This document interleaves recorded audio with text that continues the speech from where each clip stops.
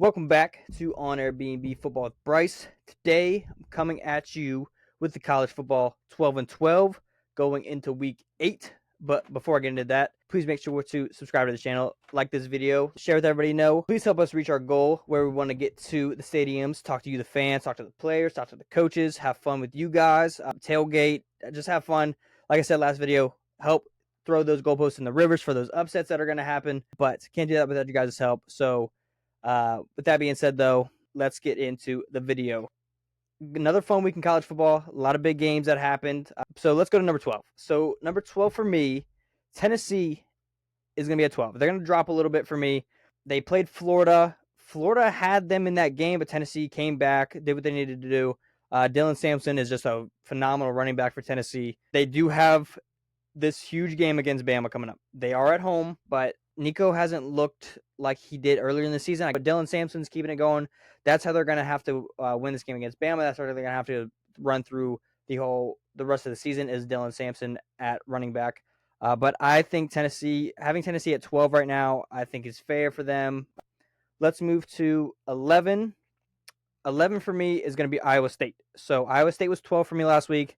I wasn't sure how I felt about them. They haven't played any tough competition yet this season, but they did play West Virginia. And it was a good statement win for them. They won in 28-16 in West Virginia's house with West Virginia's Cole uniforms, which I thought were really, really cool. Brandon didn't seem to think so, but whatever.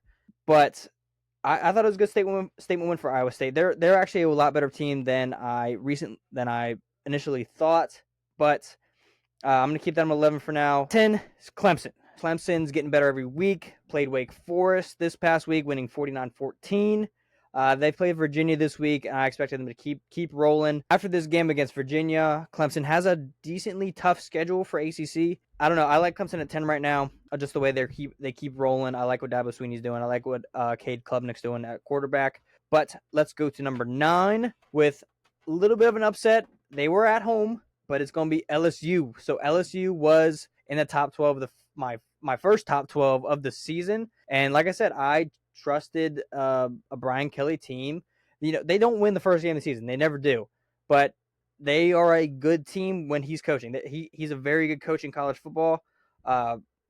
Beating Ole Miss, barely in overtime, but still, hey, you beat a good Ole Miss team that was in the top 12, and now LSU is going to pop in the top 12, which I thought LSU was getting very close to being in my top 12. They were usually, I think they were 13 for me the past 2 weeks. I love Garrett Nussmeier. I think he's a very, very good quarterback.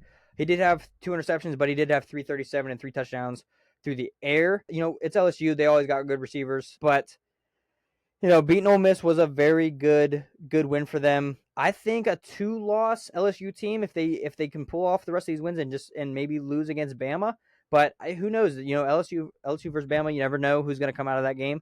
But I think this is an LSU team that can get into the playoffs. I really do. But let's go to number 8 is going to be Notre Dame. So Notre Dame keeps moving up for me. I think they've moved up at least a spot every single week. I like what they're doing. I like Riley Leonard, how he's running the football very effectively. Like I said, easy schedule through the rest of the season besides that last game against USC. I just like what Notre Dame's doing. They're doing what they're supposed to do, which is running the football, playing good defense. They beat a not very good Stanford team, but this game this week against Georgia Tech, it should be a decent game. I think that Georgia Tech could give them a little bit of a fight. Riley Leonard will keep continuing to use his legs on the ground and his arm and be that dual threat quarterback that he is. All right, let's move to number 7, which is going to be for me, Miami. So Miami's still undefeated. They were on a bye this past week. Miami, like I said, they just kept squeaking out wins somehow. They have a good Louisville team this week. I think this could be Miami's first loss. I really do. Louisville is a good team. They're not ranked anymore, but I think this could be the team to beat Miami. I really do. I don't trust Miami. I don't really at all. I have them at 7 because they're still undefeated. They are a good team, and Cameron Ward is one of my favorite quarterbacks this year and is a Heisman favorite. But I just can't. I can't trust Miami, especially against a good Louisville team. I think this could be their first loss of the season. Moving to 6, it's going to be Bama. So Bama also keeps finding a way to squeak out wins.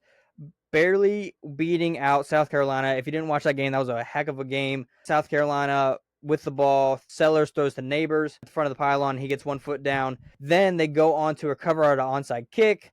They don't move the ball very well on the field, and of course, Bama picks off a kind of like a Hail Mary throw by Sellers. It wasn't really Hail Mary, but just a kind of prayer that he threw up, and then Bama picks it off, and the game's over. But I thought there was a chance Bama could drop this game, and I don't know. Bama's it's scary. They do play, like I said, they play Tennessee this week at Tennessee. It's going to be a tough game for them. I trust Bama a lot more than Tennessee right now. I trust Jalen Milroe, who is of course a Heisman favorite, a lot more than Nico, who's a younger, developing quarterback still. But yeah, I like Bama in this game against Tennessee, even though it's at Tennessee. It's going to be a crazy game, crazy environment down there.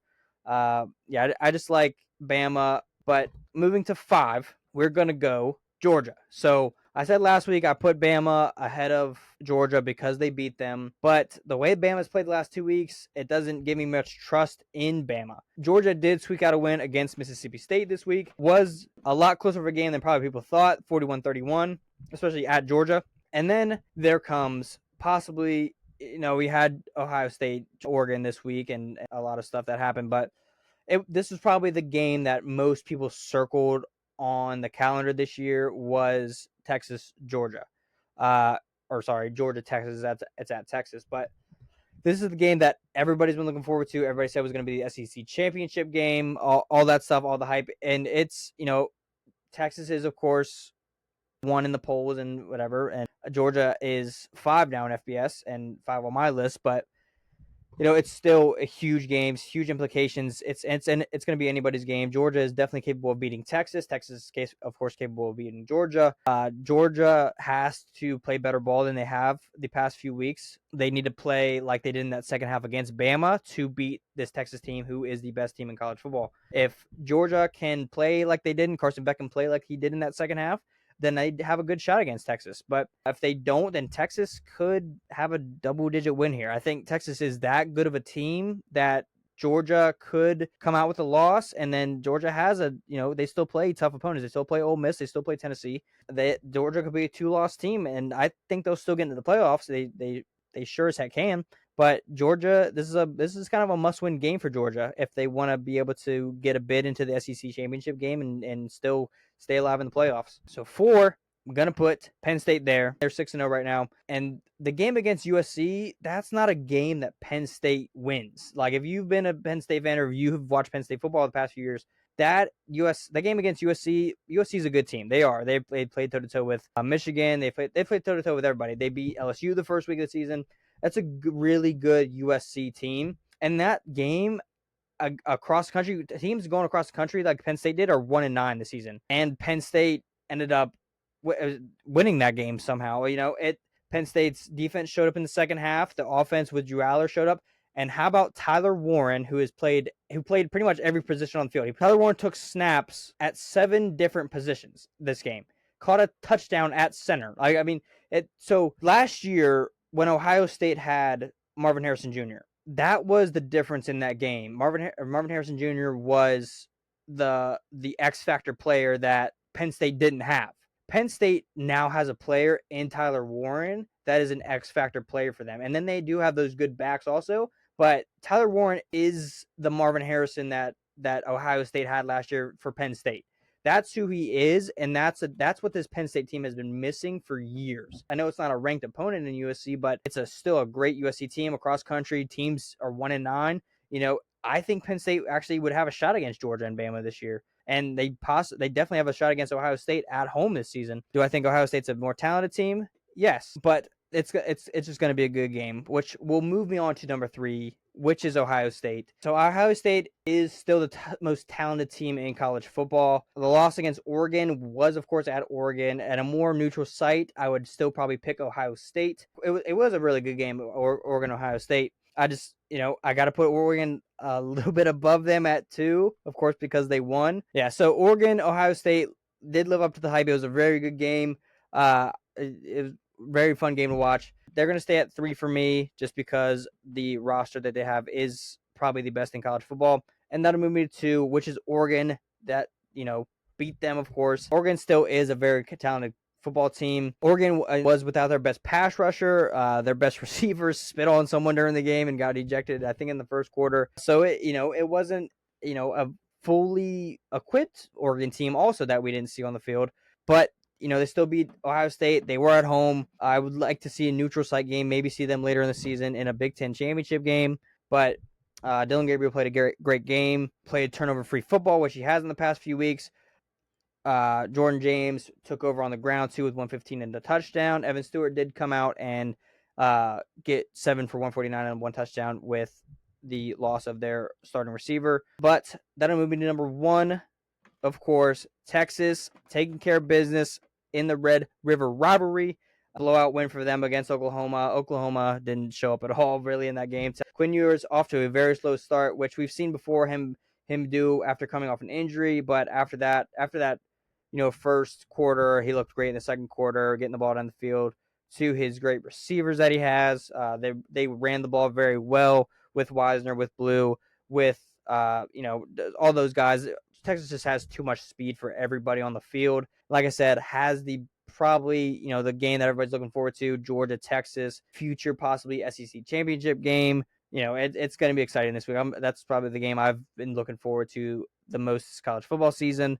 But that will be it for the college football 12 and 12 going into week 8. Thank y'all for watching. Thank y'all for listening, whether it's on YouTube or Spotify. Please make sure to like the video, subscribe to the channel, share with everybody you know. And like I said, please help us reach our goal of the channel to get to the stadiums, talk to you, the fans, talk to the players, talk to the coaches, and of course, bring you better content while doing that. Please leave in the comments what you want to see for future videos, what you thought of this video, where you disagree. But thank y'all for watching, and see you later.